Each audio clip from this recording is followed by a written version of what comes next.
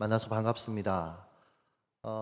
서울 중노회는 제가 만나고 나서 너무나 인상 깊은, 이렇게 하나님 나라를 위해서 함께 연합해서 큰 일들을 감당한다라는 게 제 뇌리에 늘 남아있는 귀한 노회인데, 특별히 여러분들과 함께 또 이렇게 말씀을 나눌 기회가 있다라는 게 개인적으로는 참 감사했고요. 제가 원래 집회 장소가 동북교회인지를 모르고 있다가 이제 동북교회라는 얘기를 듣는데, 16년 전에 제가 잊고 있었던 추억 하나가 생각이 나는 거예요. 그게 무엇이냐면, 제가 16년 전에 김천에 개척하기 위해 내려왔을 때 아는 사람이 아예 없었거든요. 제가 경상도 출신도 아니고 김천에 아는 사람이 있는 것도 아니고 부르심이 있어서 왔는데, 처음으로 경상도에 내려와서 어디서, 성도가 없으니까 어디서 수요 기도회를 예배를 드릴까라고 하다가 대구 동북교회로 왔었어요. 아내랑 같이. 그래서 여기 중 2층에서 같이 예배했던 기억이 아직도 있습니다. 그래서 개인적으로도 참 감회가 있는 곳이다라는 마음도 전하면서 말씀을 같이 나누려고 합니다. 제가 시간을 정확하게 지키는 사람이어서 제 데드라인을 적은 다음에 말씀을 나누려고 합니다. 철없던 시절에 청소년 한 1000명 정도 모이는 교회에 사역을 하게 됐었습니다. 아이들이 낯선 사역자를 꽤 좋아해 주고 그리고 친근하게 다가와 주는 것까지는 좋았는데, 수련회를 갔는데 얘들이 이상한 행동을 하는 거예요. 뭐냐면 저한테 와서 전사님 제 이름이 뭐게요? 라고 묻는 거죠. 저는 온 지 얼마 안 됐고 1000명의 이름을 제가 어떻게 압니까? 다행히 아이들이 명찰을 다 차고 있었어요. 그래서 이름을 보고 누구구나 그랬더니 얘들이 알아챈 거예요. 그래서 잠시 뒤부터는 이름을 가리는 거죠. 전사님 제 이름이 뭐게요? 어린 마음에 이 녀석들 도대체 나를 왜 이렇게 골탕 먹이냐, 내가 어떻게 너희들의 이름을 다 벌써 외우냐, 너희들의 얼굴하고 어떻게 매칭을 시키냐, 그런 생각을 했더랬습니다. 그런데 시간이 이제 흘렀죠. 그리고 어느 날 뒤늦게 깨달은 건 뭐냐면, 아이들은 저를 골탕 먹이기 위해 이렇게 하지 않았다라는 거예요. 저 앞에 있는 리더십, 저 전도사가 나를 1000명이라는 숫자가 아니라 한 사람으로 대해주기를 원했던 겁니다. 그러니까 여러분, 우리 사람은 기본적으로 무엇을 장착하고 있냐면, 하나님이 우리를 대하셨듯, 하나님은요 우리를 어떻게 대하시는 분이십니까? 마태복음 16장 26절에 보면, 사람이 만일 온 천하를 얻고도 제 목숨을 잃으면 무엇이 유익하리요? 한 사람의 가치, 푸시케, 목숨, 단수로 쓰였어요. 그런데 온 천하, 코스모스죠. 여기 코스모스라는 단어는 예수님 당시 사람들에게는 단순히 우주 정도의 개념이 아니었고, 정치, 경제, 권력, 문명을 포괄하는 용어였습니다.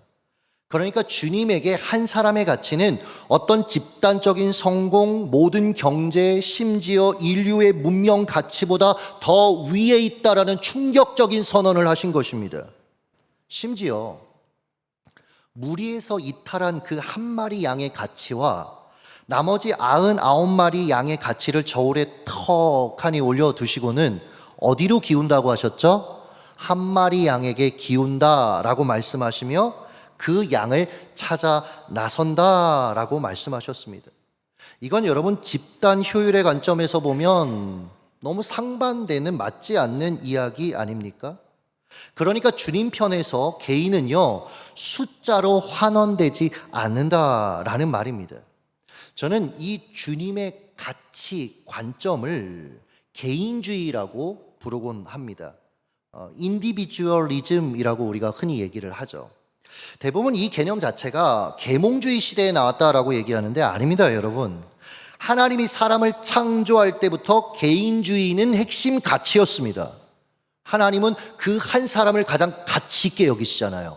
100% 사랑하십니다. 그래서 저는 성경적 토대 위의 개인주의라고 말하는 것을 좋아합니다. 우리는 성경적 토대 위에 한 사람의 가치가 얼마나 소중한지를 아는 사람이고 경험한 사람들이다라는 거죠. 이 개념은 개인 이기주의와 전혀 다릅니다. 에고이즘이라고 하잖아요. 에고이즘이 무엇입니까? 개인의 욕망과 이익을 최종 기준으로 삼아서 사람과 하나님을 수단화하는 태도죠. 그래서 여러분, 개인 이기주의 세계에 가보면 책임은 없고 권리만 존재합니다. 헌신은 없고 편의만 추구하고 타자를 향해서도 관계는 없고 소비적인 대상으로 취급하는 거죠. 이 시대의 사실은 현 주소이고 불행 아닙니까? 저는 16년 전에 김천에서 개척을 했습니다. 당시 제 나이가 32살이었어요. 그리고 저희 아내가 24살이었습니다. 그래서 제가 얼마 전에, 어제였군요. 대구 내일교회 청년부 집회를 하고 왔는데 그 친구들에게 좀 소망을 줬습니다. 제가, 이제 결혼을 좀 하고 싶은데 만나는 자매가 없으니까 어느 날 너무 초조한 거예요. 그래서 제가, 소개팅을 일주일에 2번씩 나갔던 시점이 있습니다. 근데 그때 당시에 절 위에 늘 기도한다는 여집사님이 있었는데 제가 좀 화가 나가지고 너무 안 되니까 집사님 날 위해 기도하는 거 맞냐 그랬더니 이분이 기도한대요. 그러면서 무슨 얘기를 했냐면 전사님 제가 계속 기도해 보는데 하나님이 잘하고 있으니까 기다리래요. 뭐 이렇게 얘기를 하는 거예요. 그래서 제가 막 정죄를 했죠. 믿음이 없다. 기도 안 하면서 지금 저런 식으로 얘기한다. 근데 저희 아내를 딱 만나고 보니까 8살 차이인 거예요. 제가 대학교 1학년 때 저희 아내는 초등학교 6학년입니다. 그러니까 잘할 필요가 있었던 거예요, 진짜로. 여러분, 하나님 앞에서 우리가 때로는 급하게 하나님 왜 그때가 이루어지지 않나요? 하나님은 잘하게 하고 계십니다. 하나님의 일들을 이루고 계신다라는 거죠. 제가 이 아내하고 대학교 4학년이었거든요. 만난 지 1년 만에 결혼을 했고 결혼 전에 개척을 하겠다고 선언을 했습니다. 그리고 결혼을 하고 개척을 시작을 했습니다. 개척 그 단계에서 개척자금 2억 8천만 원 사기 당한 뒤에 다 하나님께 나는 할 수 있는 것이 없습니다 고백하고 나니 김천에 내려올 수 있도록 하나님이 길을 열어주셨습니다. 아는 사람 하나 없는 곳에서 살아야 하니 지역에 대한 정보도 없으니 그냥 부동산 번호 하나 알아서 전화해서 소개받아서 집을 이제 소개받는 거죠. 돈이 없는 거예요. 그러니까 좋은 곳을 구할 수는 없었습니다. 이 60대의 부동산 중개인인 이분이 집을 소개해 줬는데 좀 이상해요. 집 주변이. 일단은 1층에 가요방이라고 상호명이 있는 곳을 이제 제가 노래방은 들어봤는데 가요방은 처음 들어봐서 이게 뭐냐 그랬더니 영업을 안 한대요. 걱정하지 말래요. 노래 부르는 데인데 영업을 안 한대요. 안 하긴 뭘 하네요.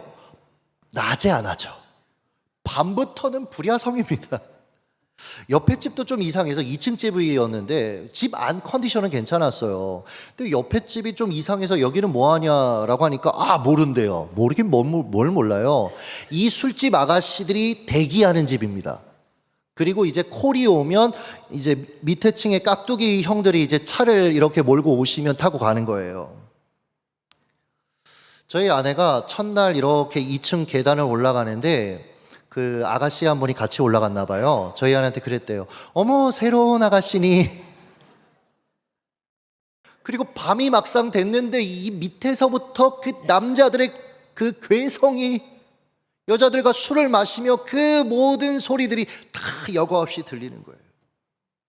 너무 화가 나는 거예요. 하나님께 화가 났습니다. 일단은 하나님, 그 많은 동기 중에 나한테 개척하라고 감동하셔서 제가 정말 열심히 도망 다녔거든요.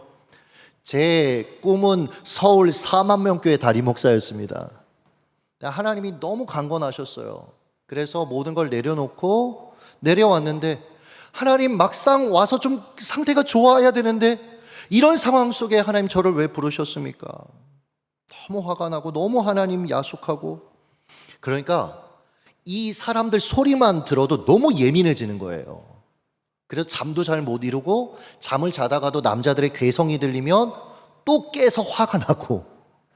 근데 그날도 잠을 간신히 이뤘다가 어떤 남자가 막 소리를 지르는 소리 때문에 또 깼어요. 그래서 화를 내려고 마음의 준비를 딱 하고 있는데 이 남자의 엔딩곡이 제 귀에 탁 박혔어요. 나 같은 죄인 살리시. 구슬프게 부릅니다. 나 같은 주여 추임새를 넣고 싶더라고요. 순간 울컥하는 거예요. 저 남자도 하나님이 잃어버리신 한 사람이구나. 그러면서 저도 모르게 무릎을 꿇고 그분을 위해 기도하게 되더라고요. 하나님, 저 남자가 하나님께 돌아가게 해주세요. 가족의 품으로 돌아가게 해주세요. 이후에 상황이 달라진 건 하나도 없었습니다. 그런데 제가 달라졌더라고요. 한 사람을 영혼으로 보기 시작하니까 이제 이렇게 같이 올라가서 마주치는 그 술집 아가씨들을 보면 옛날에는 정죄했어요. 사실은 니들이 젊은 것들이 할 것도 없어서 너네 그거 하고 있어? 근데 오히려 너무 안타깝고 너무 안쓰러워 보이는 거예요.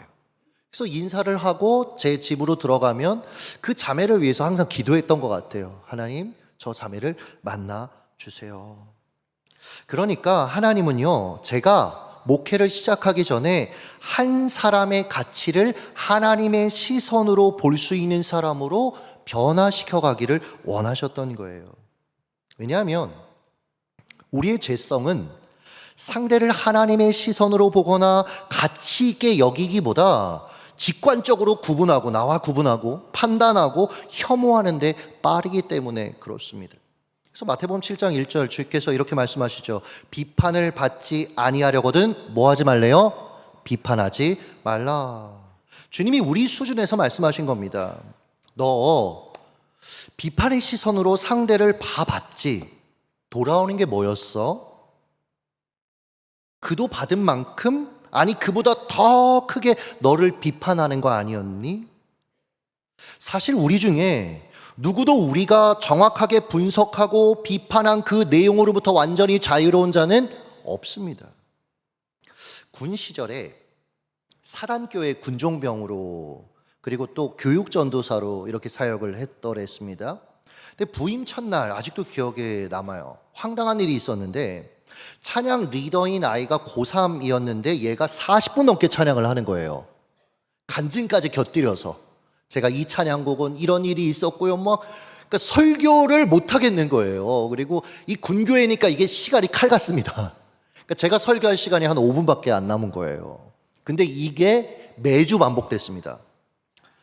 거기다가 얘가요, 토요일 청소년 기도회 때 목소리도 엄청 커요. 항상 기도할 때 아이들과 제가 기도할 때 뭐라고 기도했냐면 항상 이렇게 기도했어요. 하나님, 저 어린 전도사를 불쌍히 여겨 주시옵소서. 많이 부족합니다.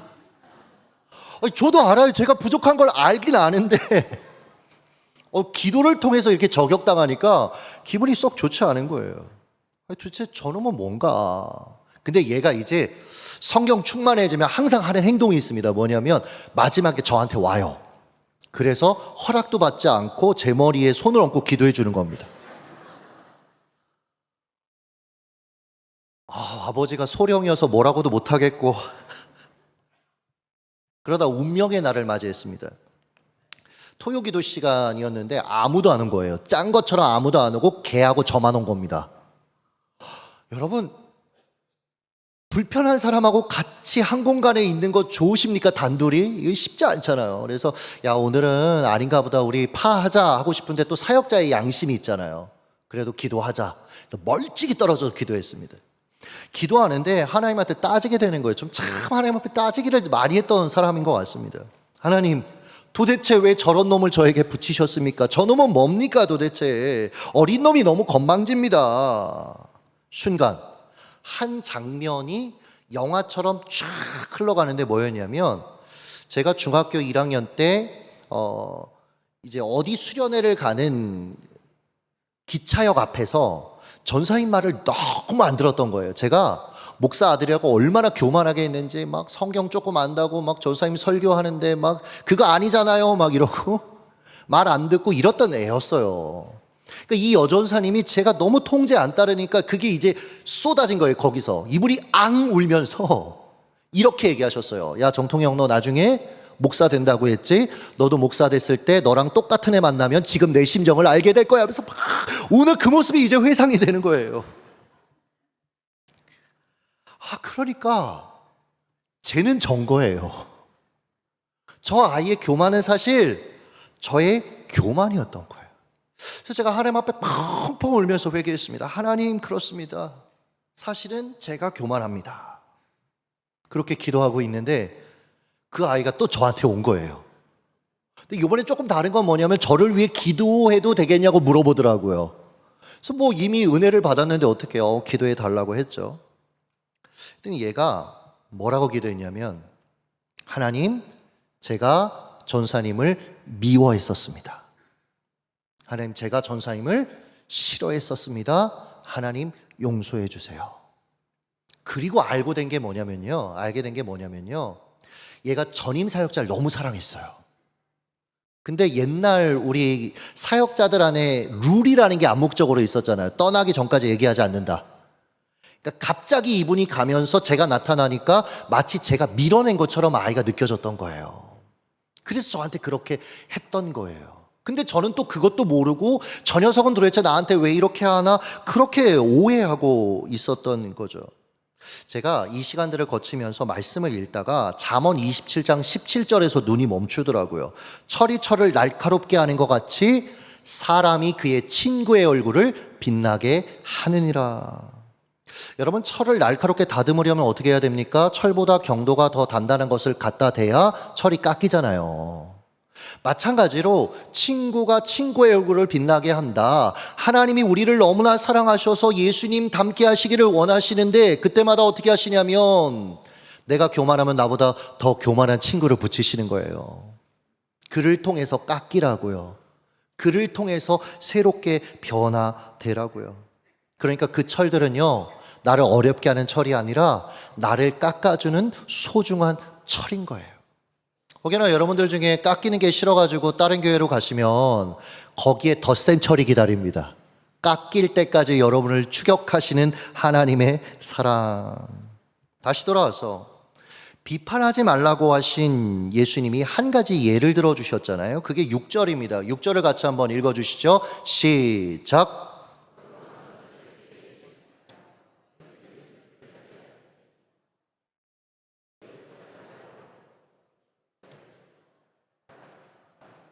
생각해 보세요.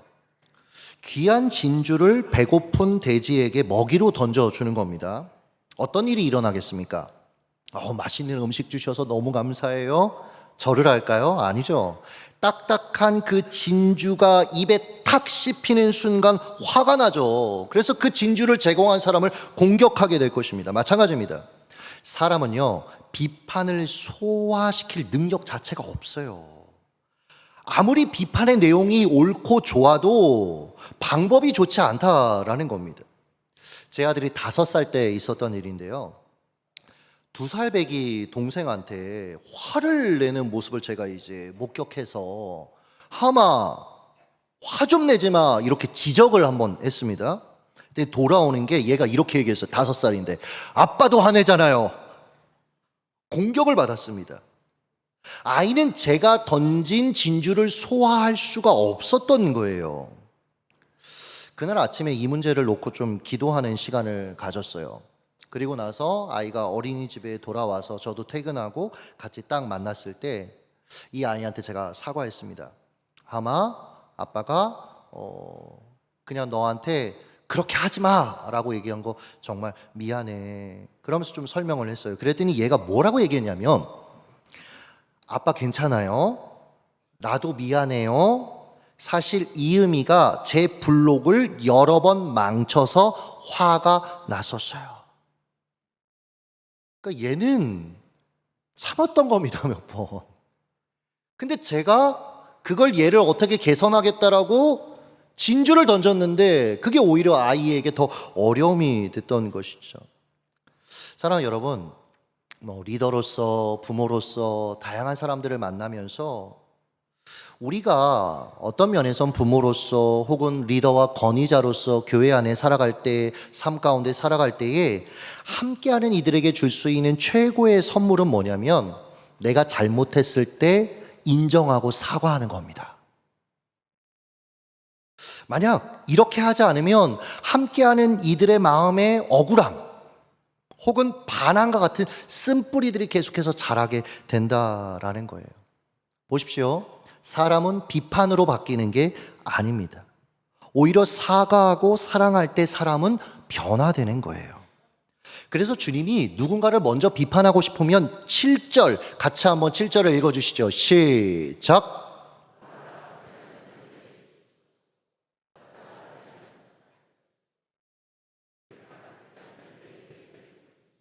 그러니까 여러분, 비판을 말하기 전에 먼저 뭐 하랍니까? 기도하라는 거예요. 기도하라는 거예요. 우리가 이것만 딱 떼내서 어떤 기도의 응답을 자꾸 얘기하지만 마태복음 7장이라는 상상수훈이라는 이 문맥에서 우리가 이것을 쭉 따라가 보는 겁니다. 그리고 그렇게 보는 것이 옳고요. 우리가 그를 위해 기도합니다. 그럼 그 과정을 통해서 여러분, 기도를 다양하게 정의할 수 있지만 저는 이렇게 정의합니다. 우리가 기도할 때에 하나님의 마음을 깨달아라 입술로 고백하게 됩니다. 가끔가다 누가 너무 미워가지고 그 사람을 위해 기도하는데 어느 순간 그 사람을 축복하며 기도하고 있잖아요. 하나님의 마음을 만나는 겁니다. 하나님의 시선을 만나는 겁니다. 그리고 나도 하나님이 기뻐하시는 것을 같이 기뻐하고 소망하게 되는 것입니다. 그래서 우리의 기도가 바뀌는 것이죠. 코로나 기간에 저희 교회가 비약적으로 성장을 했습니다. 코로나 전후의 성도 수를 보면 2배 성장했어요. 대부분 코로나 때 어려웠다는 얘기를 많이 하시잖아요.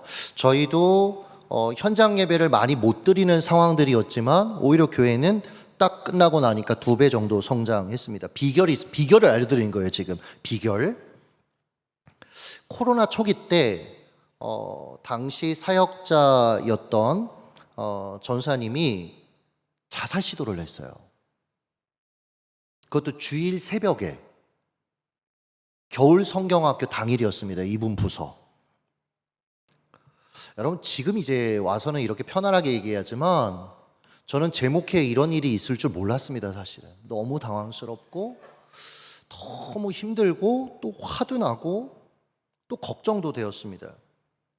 교회가 한창 부흥 성장하는 어려운 시기를 어떻게든 지혜롭게 하나님 의지해서 가고 있는 이때에 그 모든 것에 찬물을 끼얹지 않을까?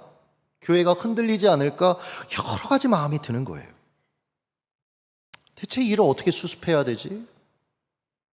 아는 목사님들께 전화를 드려도 이런 일을 겪으신 분이 없어요. 일단은 발견했습니다. 제가요, 갑자기 실종된 분들 잘 찾습니다, 이제. 그게 위치 취득하는 방법이 있습니다. 이게 다 노하우입니다. 경찰서에 간다고 되는 게 아닙니다. 그렇다고 저한테 전화하지 마시고요. 이제 찾았어요, 결국은. 그리고 이제 그 사모님, 그 전사님의 아내를 제 차 뒤에다 태우고 제가 이제 운전을 해서 앰뷸런스는 출발하고 그것을 따라서 이제 대구 병원으로 가는 겁니다. 차 안에서 이런 기도가 운전하면서 나오는 거예요. 하나님, 저 녀석이 너무 괘씸합니다. 너무 괘씸합니다. 그리고 너무 두렵습니다. 이 상황이 어떻게 번지게 될지 하나님 너무 두렵습니다. 근데 그때 마음속에서 한 가지 생각이 이렇게 떠오르는 거예요. 하나님이 마치 물으시는 것처럼, 통영아, 네가 저 사역자의 아내라면. 뒤에서 계속 울고 있었어요. 계속. 이 친구가 결혼할 때 제가 주례를 했는데 저한테 그런 얘기를 했거든요. 목사님, 저도 이제 가족이 생겼어요. 부모님이 이 친구를 버리고 살아 계신데 버리고 고아원에서 동생하고 같이 컸거든요. 그리고 이제 자기도 가족이 생겼다고, 결혼한 지 1년 미만이었습니다. 그때 시기가. 그렇게 기뻐했던 모습이 오버랩 되면서 막 우는데, 통영아, 네가 저 사역자의 아내라면 교회가, 담임 목사가 어떻게 대해주기를 원할까?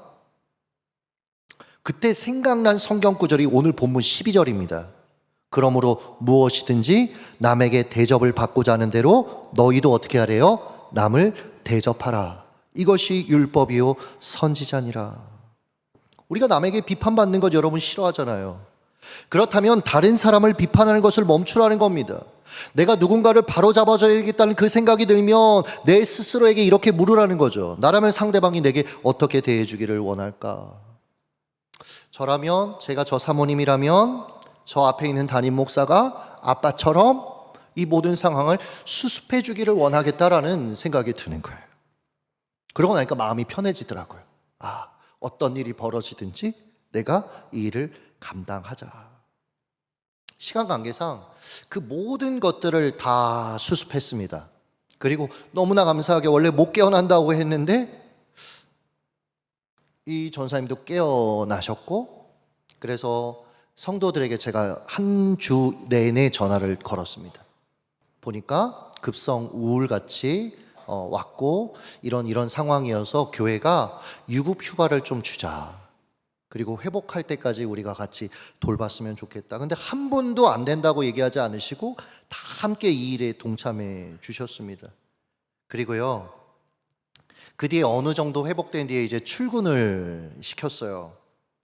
근데 어느 날은 아침 내내 안 오는 거예요.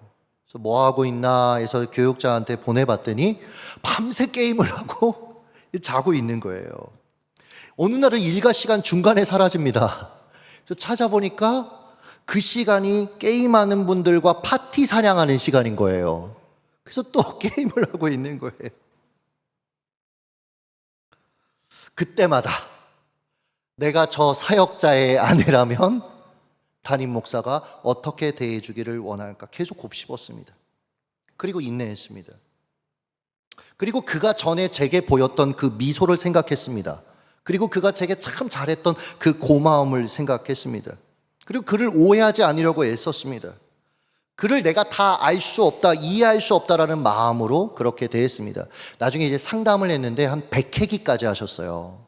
근데 알고 보니까 이제 거기가 유일하게 내가 소통하고 내 마음을 둘 수 있었던 곳이었던 거예요. 이 과정에서 이 사역자가 정말 많이 좋아졌습니다. 그리고 여전히 제게 소중한 동역자로 함께하고 있습니다. 이 과정을 성도들이 지켜본 거예요. 이게 교회 안에서 제가 전혀 예상치 못했던 방향으로 흐르더라고요. 성도들이 감동하는 거예요. 나도 회사에서 내가 조금 못하면 버려질 거라는 두려움이 있는데 교회가 한 사역자를 끝까지 책임져 주는 모습을 보면서 마치 본인이 용납받고 본인이 마치 받아들여진 것 같다라는 고백들을 여럿 하는 것을 들어보았습니다. 그러니까 그것이 오히려 교회의 분위기를 더 결속하게 하고 하나 되게 하면서 교회가 성장했던 것이죠. 제가 자주 저희 성도들에게 하는 말이 있습니다. 누군가 기도해 달라고 하면 기도하겠습니다, 입버릇처럼 말하지 말고 차라리 그분하고 대화하는 가운데 안 할 거면 그 시간에라도 좀 기도해라. 그리고 기도했습니다 라고 좀 이야기를 하라라는 얘기를 제가 종종 합니다.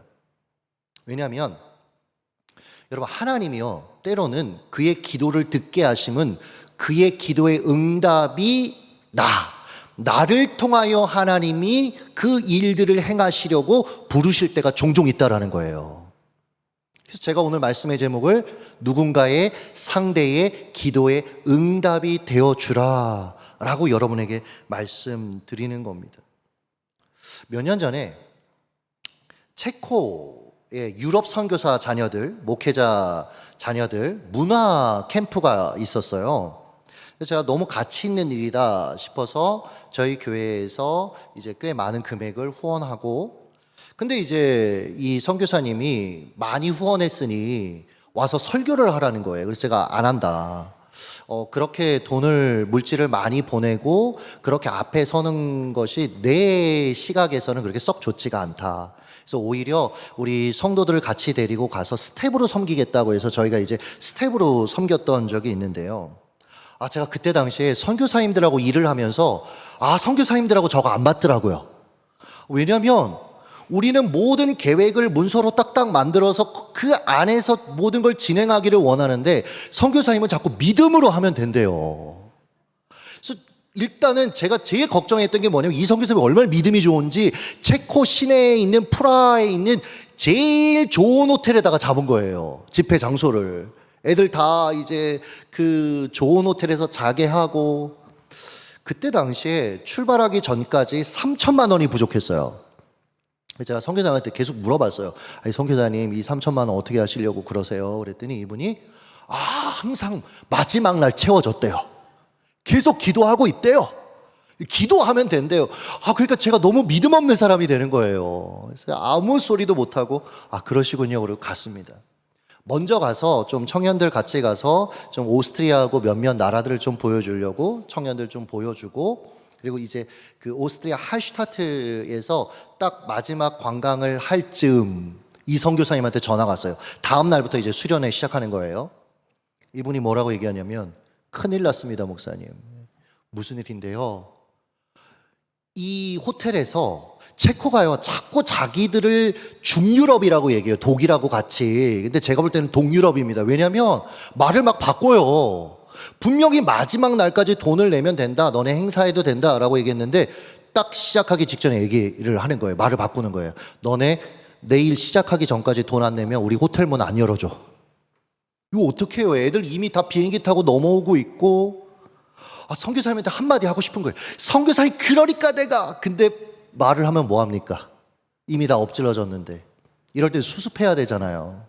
그래서 제가 선교사님한테 말씀드렸어요. 선교사님, 저희도 지금 여기 있는 팀들하고 같이 기도할 테니까 선교사님, 우리 같이 기도합시다. 그리고 나서 이제 같이 나누고 팀과 함께 같이 기도했어요. 간절히 기도했어요. 그리고 나서 한 얼마나 흘렀을까요? 몇 분 안 흘렀을 거예요. 저에게 집사님 한 분이 저한테 전화가 오셨어요. 그러면서 뭐라고 얘기하시냐면, 이분이 회사 상장을, 이제 주식 상장을 했는데 이게 대박이 난 거예요. 그러면서 이분이 뭐라고 얘기하시냐면 저한테, 그랬으면 미리 정보를 저한테 줬어야지. 믿음이 없는 집사님이. 농담입니다. 근데 이분이 뭐라고 얘기하셨냐면, 목사님, 제가 지금 3천만 원을 보낼 테니까 이거 가지고 그 선교 지금 캠프 하는데 부족한 거 쓰셨으면 좋겠습니다가 돼서 바로 돈을 그 선교사님에게 쏘고 일해서 결국 그 캠프를 할 수 있었어요. 여러분 보세요. 만약 제가 그때 비판적인 입장에서 선교사님, 이게 이렇고 이게 이렇고 이게 이렇고 라고 했으면 어떻게 됐을까요? 주님은 저를 그 선교사님과 그 선교 캠프 가운데 기도의 응답자로, 복의 통로로 부르셨는데, 제가 그걸 망각하고 오히려 비판자가 됐다면 과연 어떻게 됐을까요? 어떤 분들이 제가 이런 얘기를 하면, 목사님, 근데 우리 교회에는 왜 그런 간증들이 일어나지 않을까요? 라고 얘기하면 제가 항상 얘기합니다. 집사님을 그 기도의 응답자로 부르셨을 수 있는데 자꾸 우리는 다른 사람 바라보지 않냐, 누가 할 거 바라보지 않냐. 아니다. 주께서 감동하시면 기도 응답자로 그냥 그렇게 반응하면 된다. 그럼 하나님의 일들은 일어난다. 할렐루야. 말씀을 마무리하면서, 지난주에요. 지난주. 전 이런 일을 정말 많이 겪습니다. 지난주에 저희 교회 한 젊은 부부가, 등록한 지 100일 정도 된 부부가 저에게는 100일 축하를 해줘요. 등록한 지 100일이 되면 서프라이즈, 저희 성도들은 모릅니다. 저희가 항상 비밀로 하라고 얘기를 해요. 딱 100일 지나면 100일 축하를 해줘. 100일 축하합니다 이런 거 해줘요. 옛날에 100일을 왜 우리가 기념했죠? 아이들이 계속 죽으니까 살았다고 기뻐한 거잖아요. 그러니까 다른 교회 안 가고 잘 우리 교회 남았다 그래서 100일 축하를 해줍니다. 그 100일 딱 축하하는 그날 이제 이 부부하고 식사를 했는데, 이제 식사 자리에서 이 부부가 조심스럽게 얘기를 하는 거예요. 목사님, 사실 그러니까 저희가 무슨 일이 있었냐면, 몇 년 전에 고신 측에 한 젊은 부부 선교사님이 갑자기 아내 선교사님이 급성 백혈병에 걸려서 한국에 왔다라는 고신 교단 신문을 제가 어떻게 우연히 보게 됐어요. 그래서 너무 마음이 아파서 저희가 그때 꽤 많은 물질을 흘려보냈어요. 생명부지죠. 교단도 다르죠. 그러나 그들이 좀 하나님 앞에 살아가는 그 삶을 격려하고 싶어서 그 마음을 성도들과 나누고 같이 물질을 흘려보냈단 말이에요. 근데 안타깝게도 투병 중에 이 여성 교사님이 결국은 하나님의 부르심을 받았어요. 그리고 이 남자 선교사님이 너무 힘들어하고 그리워하고, 자, 그게 너무 마음이 아파서 늘 카톡도 드리고 뭐 생일이면 선물도 보내고 이렇게 했었는데 얼굴을 본 적은 없어요. 근데 이 젊은 부부 형제가 얘기하는 거예요. 목사님, 사실은 그 여 선교사님이 제 누나입니다. 근데 본인들이 부산에 있다가 구미로 오면서 매형이 찾아와서 얘기를 하더래요. 사실 너희 누나를 이렇게 더세움교회라는 곳이 섬겼고 이곳하고 멀지 않으니 더세움교회에서 신앙생활하는 거 어떻겠니? 여러분, 저는 이런 그림을 상상도 못했죠. 이런 일이 일어날 걸 몰랐죠. 그러나 하나님은 이미 계획하고 계시죠. 기도의 응답이 되었더니 그저 하나님께서 말씀하실 때에 그것에 순종했더니 누군가의 기도 응답이 됐더니 하나님의 일들을 계속해서 만나게 되는 거예요. 여러분, 어떻게 보면 우리 대구 중로의 남전도의 연합회 회원들은 지금 너무 귀한 일을 하고 계시는 겁니다. 베트남 쭝팅교회 탕 목사님과 어린이 40명, 장년 60명, 천막에서 예배하는 그들의 기도에 응답이 되고 있으신 겁니다. 그들이 얼마나 기도하고 있겠습니까? 그러니 이것은 하나님의 일하심입니다. 꼭 말씀드리고 싶었어요. 너무 귀하십니다. 그리고 계속해서 선배들의 이 아름다운 행보를 따라서 이 일을 감당하시는 것도 너무 귀하다라는 말씀을 드리고 싶었습니다. 여러분을 통해서 세워질 쭝팅교회 예배당이 기대가 됩니다. 하나님의 일하심이 기대가 됩니다. 그리고 여기 함께 하시는 성도님들, 여러분 맡겨진 그 사명의 자리에서 기도에 응답되어 주시기를 예수님의 이름으로 축복합니다. 기도하겠습니다. 사랑하는 주님, 감사합니다. 부족하고 연약한 저희를 통하여 하나님 나라의 위대한 일들을 감당케 하시니 감사합니다. 우리를 감동하셔서 하나님이 소중히 여기는 그 한 사람을 향하여 기도의 응답자가 되는 너무나 행복한 사명의 길을 걷게 하시니 감사합니다. 특별히 베트남의 연약한 한 교회, 그 교회를 향하여 예배당 건축에 우리 중로의 남전도회가 헌신하고 있사오니 이 행보 가운데 하나님 함께하여 주시옵소서. 예수님의 이름으로 기도드렸습니다. 아멘.